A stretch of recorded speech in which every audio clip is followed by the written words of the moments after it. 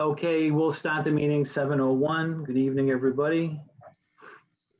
Has everybody had a chance to look at the minutes from our October 26th meeting? Yes, I did. Very good. Can I have, anybody have any questions, or is there a motion to approve? Motion to approve. Yeah. Sean? Sean, you're muted. You're second, right?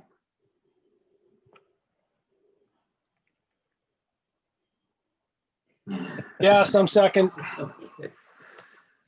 Any discussion? All those in favor? Matt? Yes. Sean? Yes, Dennis, yes, 3-0. So legislation referred, we have order FY 21024, waiving of annual licenses fees for 2021.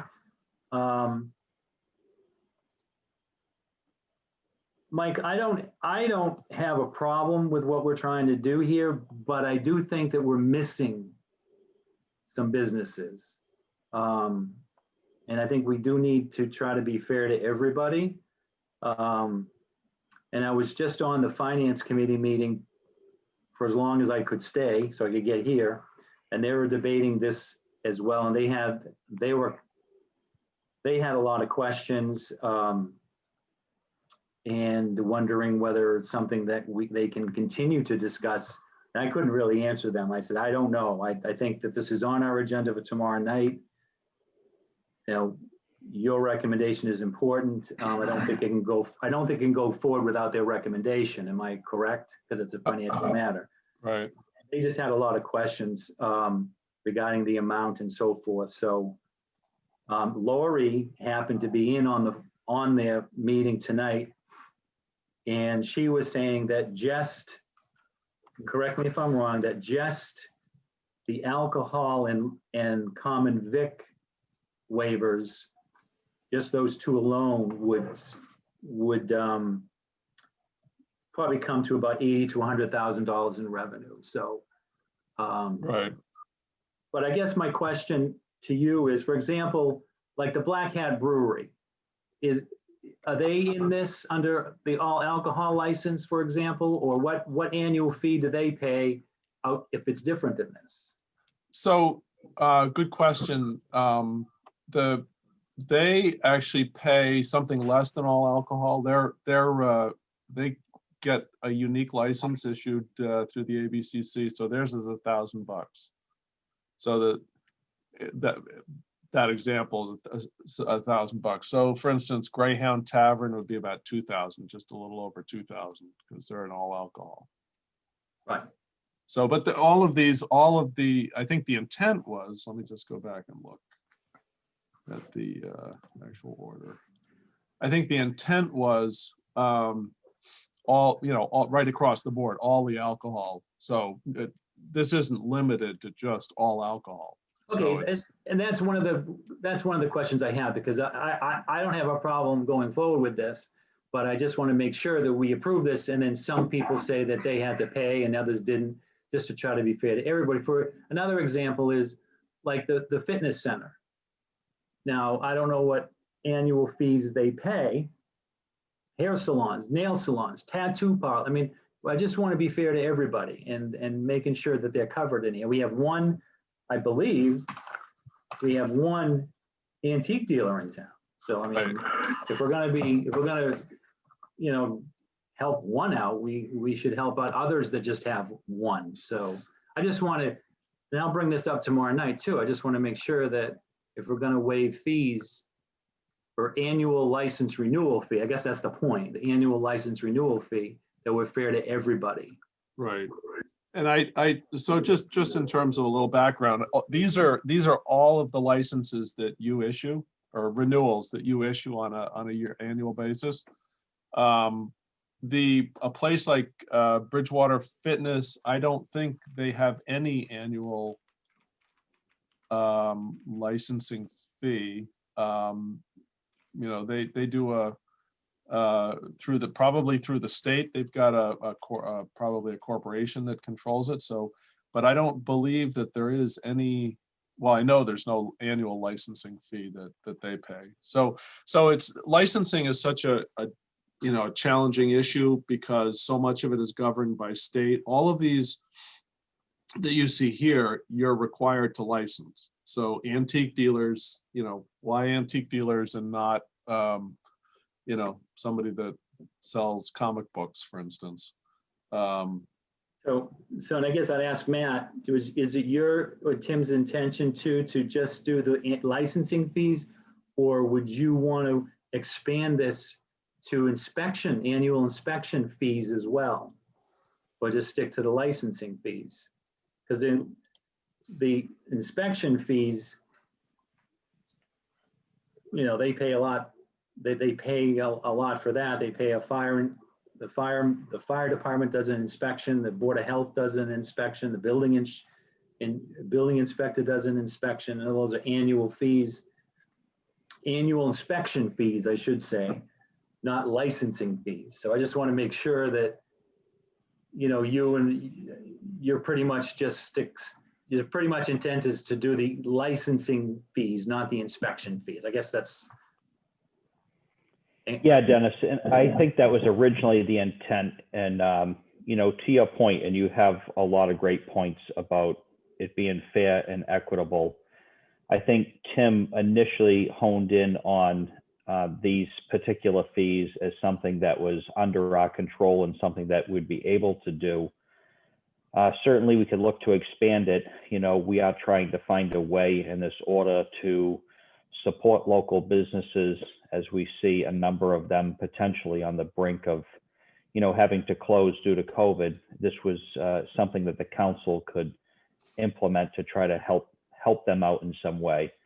And I understand that it maybe doesn't have an impact to every business, and it's difficult to assess that because there have been some businesses that have actually done fairly well during COVID, and in fact done better than pre-COVID terms, just based on what people are doing right now during COVID. So I think that if we try to analyze it in a way that we were fair and equitable for everyone, I don't know if we'd ever get there, but it is a great point. So at least with these fees, I thought it was something that we'd be able to waive. When we look at inspection fees and all those other fees that are available, I don't think that was either me or Tim's intent to get into sort of breaking down all the possible ways the town might charge a business a fee and waiving it. And I don't know what that financial impact would be. I look at a building fee or a permit fee a little bit different than an annual license in order to do their business.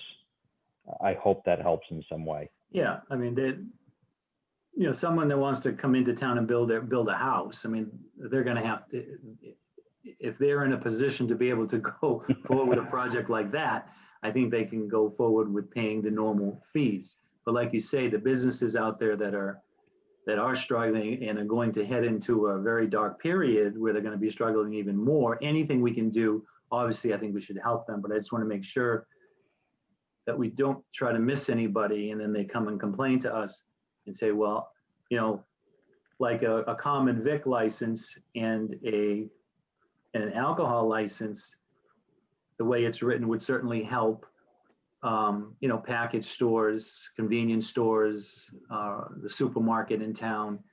But then again, they benefited tremendously financially throughout this whole period and continue to do so. And I'm all for, again, you can't take them out of the picture, nor would I want to.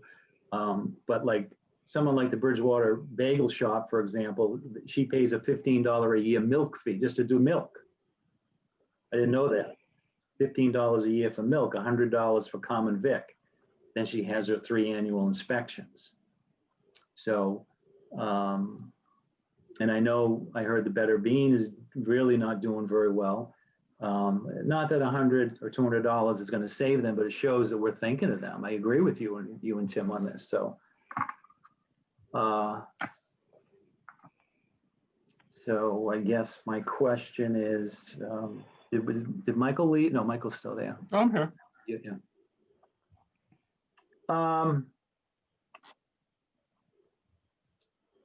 I don't know.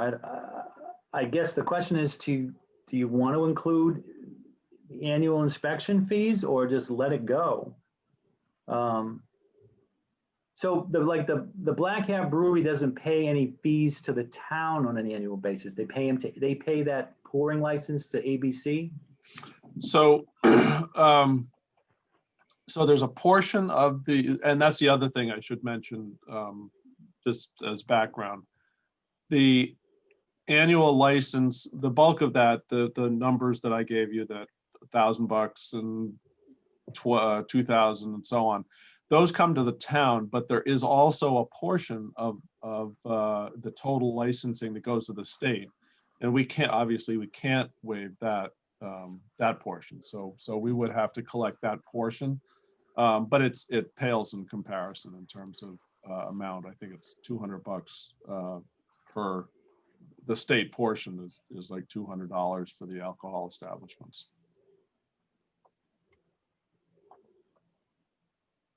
And then auto dealers, there's a state portion of the auto dealers, and you know, but they all the license holders know this, and they know exactly, you know, what portion is the state and what portion is the town. So it won't come as a surprise, I guess.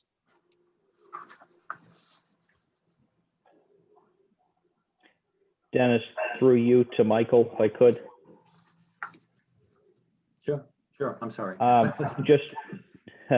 Just to, is it administratively something that is not going to, you know, I guess tax you administratively, trying to figure that out for each of the businesses and make sure the state is getting their portion of the fee?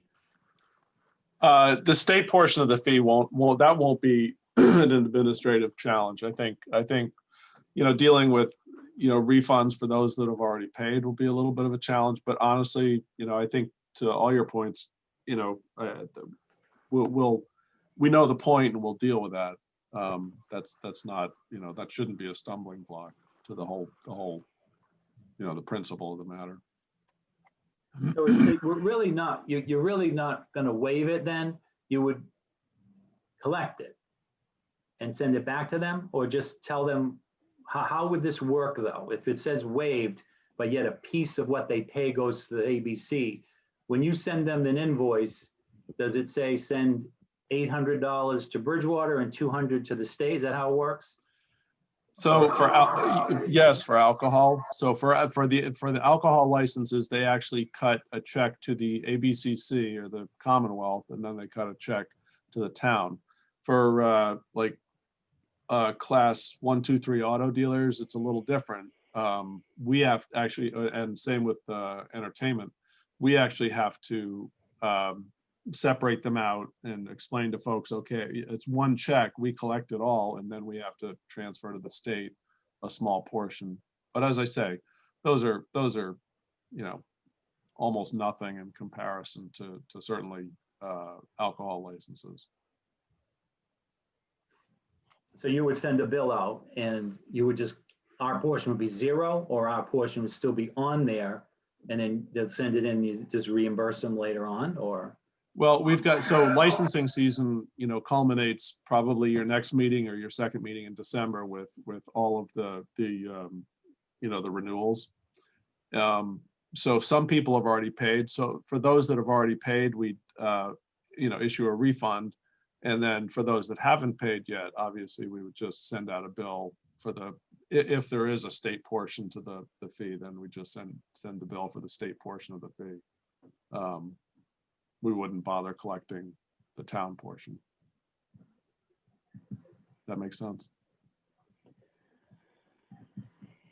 Are there, so what is not renewed on January 1st? Everything comes up January 1st? Are there any, okay. Yep, everything comes up. Everything you license comes up for renewal. It's calendar year renewal, so it comes up January 1st. And was it supplied to the finance committee? I know that Tim had been looking for, and I may have missed it, a total dollar. What's the impact on the revenue side? So Tony sent that out. Hold on, let me just get that.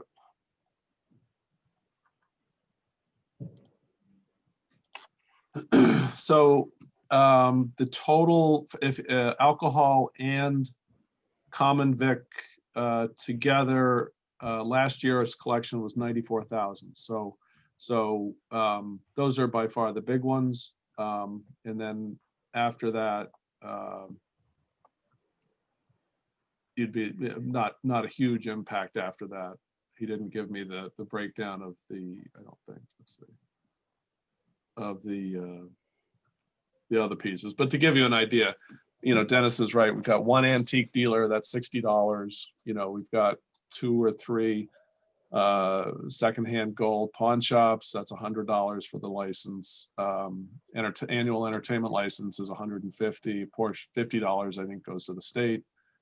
Auto amusement licenses are like those, games, pinball machine type games. That's $100 per machine. Lodging house is $50. And the big one is the class 1, 2, 3 auto dealers is $200. Portion of that, I think it's 50 goes to the state. So you're not looking, you're not looking at a huge, a huge loss in revenue with those. The biggest chunk of the revenue is the 94,000, which is alcohol and common vic. Dennis, can I go through you to Michael, please? Yep. Go ahead. So, Michael, on inspections, does the business get billed after the inspection, I'm assuming? Oh, that's a good question. I think so. I think what we've tried to do is not, nickel and dime people to death. And again, I talk about these licensing fees and inspection fees, and it sometimes drives me crazy because it's like the very worst impression of government. It's like, okay, you got to pay a fee to this person, then a fee to this person, that person. All of these are based, most of them are based on state law. So we don't have a whole lot of choice, but what we do try to do is sort of package them. So Sean, to answer your question, I'm not sure how these are packaged, if they come after the fact or if they are just included in the licensing, or we try to include them in the relicensing fee. But I can tell you, just in terms of last year, health inspections. Now this is all health inspections, and unfortunately, Tony told me today, he said we're not at the point yet where we can really dissect every fee and where it comes from. But last year's revenue for the health department was 30,000. Inspectional services was 23,000, and fire was 65,000. So those are, fairly substantive, all around business inspections. So. Right. And see, I understand the intent. It's going to get very convoluted and very complicated, I think, if we go into annual inspections. I think for the annual licensing, we do it all at the same time. We've got the scope, I would say administrative, and I'm just making this assumption, it makes it a little bit cleaner. To basically say, not only has your license been renewed, but, we're also, waiving the fee or rebating or whatever the case may be. I don't know, there's going to be too many twists and turns if we go and just say, we're going to waive all business fees for 2021. Because there probably are things that we're not even thinking of that if we go into the inspection, then the question is, do we go to this? Do we go to that? I would be comfortable with the annual licensing. And Dennis, I get it. It's maybe not going to make as much of an impact as we all would like, but we also have to be a little bit careful that if we go in a direction of expanding it, Michael, to your point, then someone's going to turn around and say, well, you missed this. This is really going to help me. And then we're looking even worse. So that's my concern in regards to expanding the box. Understanding that keeping it to annual licenses does keep it restrictive, but I would be comfortable with that. So all annual licensing fees. So Michael, everything that's listed here is covered, so under the alcohol would be the pouring license. I believe there's only one pouring license, right? Correct. And that would be covered under alcohol, right? Correct. Yep. Okay. Yeah. So on-premise alcohol, all alcohol, on-premise wine and malt, off-premise all alcohol. So that's liquor stores, off-premise wine and malt. It covers, and then the pouring, the seasonal, not the seasonal, the single farmer series pouring license, which is what the brewery has. And then there's a club license, which would also be waived. So all your social clubs who actually are really struggling would also be waiving those. All right, so everything that would require an annual licensing renewal fee would be covered under this. I'm comfortable with that. It's something. I mean, even those businesses that don't sell alcohol but serve food, like the Common Vic, would really benefit them the most, right? Exactly. Yep. Okay. Where's this milk one come in from? $15 milk fee. Where does that come from? That's state fee, and it's collected through the Board of Health. Right. Okay. And that's, again, the very worst of government. I mean, it just makes it look like, oh, you want to serve tap water? Oh, let's charge a fee. Yeah. Yeah. So you and Tony are comfortable with the money that we will survive. It's not going to put a hardship on our budget. I'm here because Tony passed out when he saw this. No, we've sort of been, making the assumption that we'll be in the, as you said, the $80,000 to $100,000 range, and we'll tackle that one. So we're I won't say we're comfortable, but that's what we're expecting. Okay. So I don't know what the finance committee did tonight or is doing right now, but they had some questions, because the 80 to 100,000 was really just the two. So they really wanted to know, the full scope of this, how it would impact the revenue sharing. They had some good questions, and I mean, Laurie was very good, but she can only go so far to answer what she knows and so forth. So I don't know if we'll get a recommendation from them for tomorrow night. I don't know. But I'm comfortable more. I was going to make a couple of amendments to include some inspection fees, but I'll let that go. Has anybody got any more questions? Sean or Matt? I'm good. No, I'm Thank good. you. I'll entertain a motion. So moved. Second. Motion by Sean. Second by Matt. Any discussion? Roll call vote. Sean? Yes. Matt? Yes. Dennis, yes. 3-0. FY25 classification tax allocation adoption of the residential factor. I guess this is just the annual thing, the annual adoption of the residential factor that we do.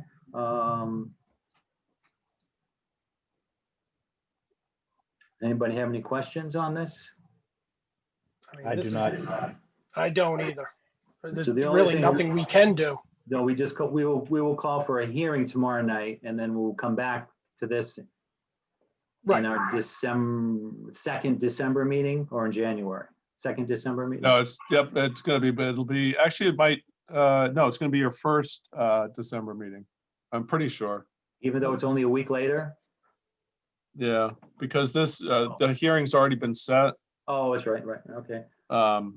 And I know that they were really aiming to try to get it done the first meeting, just it sort of saves last minute scrambling, because it has to be done and submitted by the end of the calendar year.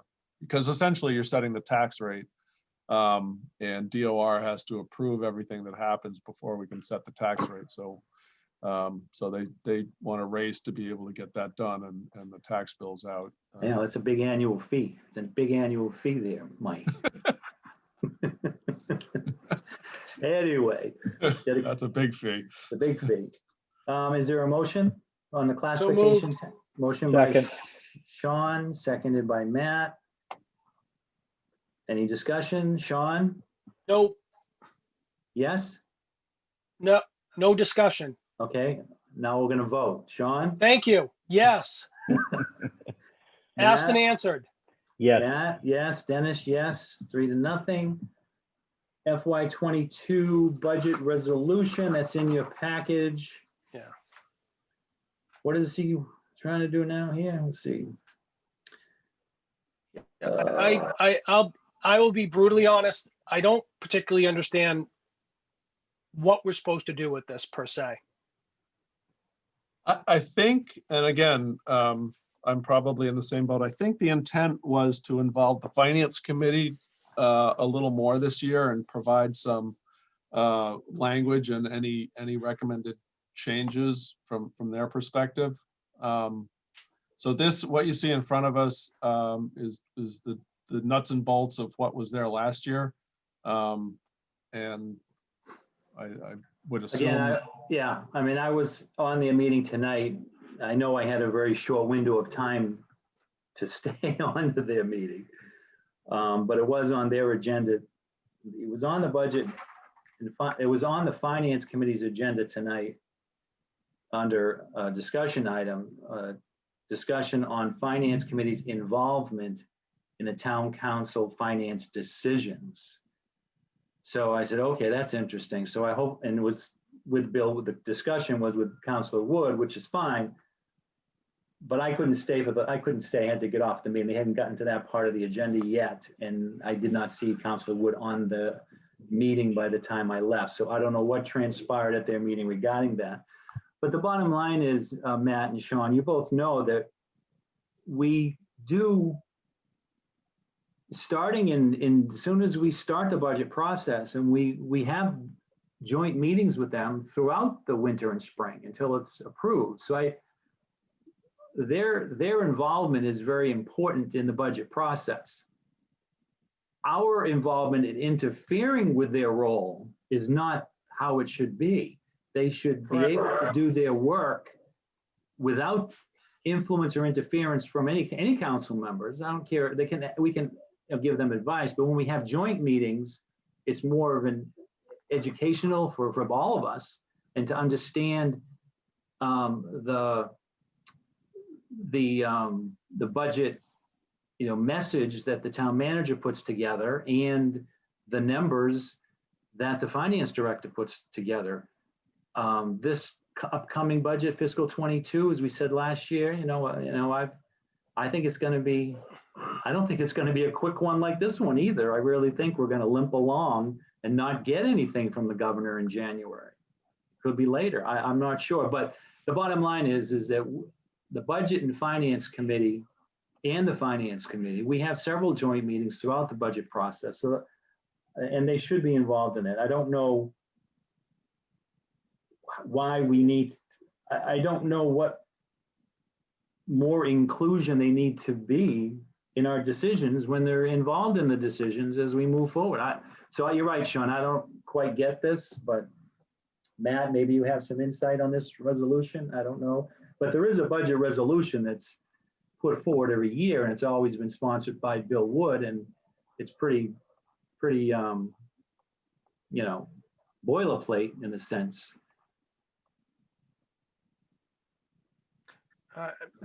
Dennis, I mean, to your point, I don't know. Well, here's the thing. It's very difficult to support something where it says this section to be provided by suggested amendments by the Finance Committee. Okay, well, then why is this in front of us now? Why don't we have it with all these suggested amendments? So I would say we just leave it here. We take no action on this tonight. Just leave it on our agenda. And we'll keep it on like the other one we had on here for 4 or 5 months. Is that in a form of a motion? I'd entertain a motion to just table it. Is that the right word, Michael? Table it and keep, or yeah, well, I mean, technically you wanted a motion to take no action, Yeah. which you don't, you can do, but you don't have to do. You can just keep it in committee. Yeah, we'll just do nothing. We'll just keep it in committee. yeah. Yeah, I like but keeping it I- in the committee to see if something comes back to us. Right, and I don't know, what maybe if I get off this meeting, go back to the finance committee, they're still there. I don't know. But They could be. yeah, they could be. So we'll just leave this on, and you know, is it on our agenda for tomorrow night? I don't think so. I don't Okay. think it's on there. Okay. No.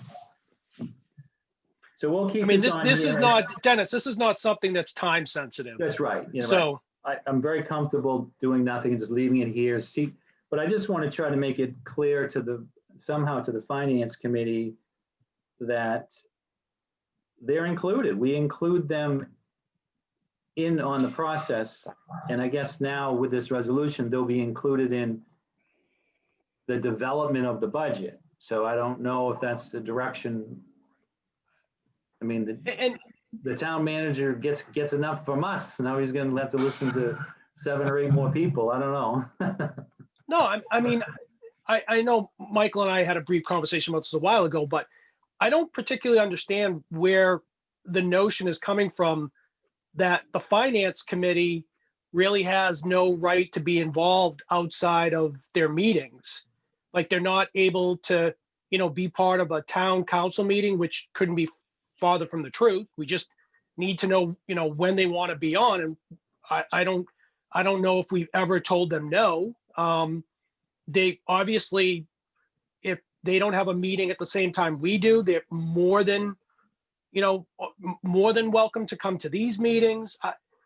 I'm, you know, I guess without putting it into the form of a resolution, everyone on the finance committee should understand that we're always going to listen to their input. You know, now we can't necessarily agree, we can't guarantee agreement, but it's not going to fall on deaf ears. Right. And I just don't particularly understand why this has to be done in this manner from that perspective. So it's puzzling. Let me put it to you that way. Okay, so we'll just leave it here and see what develops. Yeah, and Michael, I'd say to you, if Tony's getting any type of feedback or vibe or whatever that they feel they're excluded from everything outside of what, you know, their meetings are, that's wrong. I mean, I'll speak for everyone. That's wrong. There's always an opportunity for them, you know, to be involved in anything that they so choose. And when when the finance committee discusses this, if they hadn't already tonight, or will continue to discuss it, I mean, I've always tried it, times I've been council president, times I've been on the budget and finance committee, I've always looked at the finance committee of the town to be independent and on their own. And their expertise and knowledge of the makeup of that committee, you know, it goes up and down. Sometimes the knowledge isn't quite there and they're all learning a lot. And sometimes they have some very smart budget people on that committee.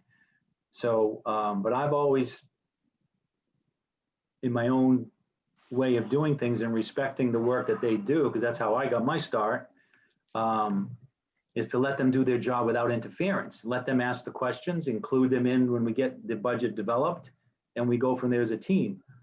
But now I will try to keep my eyes and ears open and maybe attend or at least pop in to their meetings, and if they have questions, my face will be there for them to ask me. I try not to do that, but if I have to, I will. It's not a big deal to me. Yeah, I'm not trying to expand this outside of, you know, budget and finance things, but any committee should not only feel that they can work independently and come up with independent, you know, answers, recommendations, whatever the case may be. But if they need input from us, we're more than willing to do it. But there's a difference between input and, I'll say, influence or undue influence. And that's where we have to be a little careful too. Exactly. Exactly. Because it's not two things. One, that's not the makeup of the committee. And two, that will disenfranchise people to get involved because they do all this work. And then the council comes in and says, well, this is the way it should be. and then you're back at square one. So I just think in this particular case, if we're at the point where a resolution is going to inspire the finance committee to do things they want to do, we've got a problem. Yeah. Okay, so we'll leave this on and just see how things develop. Anything else? Matt, Sean, any public comment tonight? Anybody online that wants to comment on our meeting? I'm good, Dennis. You good? Good. I am. Okay, I'll, at 7:37, I'll entertain a motion to adjourn. So moved. Second. Motion by Sean, seconded by Matt. Any discussion? Okay, vote. Sean, yes? Yes. Matt, yes? Yes. Dennis, yes? We are adjourned. I'll see you tomorrow night, 7 o'clock. See you tomorrow night, All right. guys. Thank Thank Take you. care, everyone.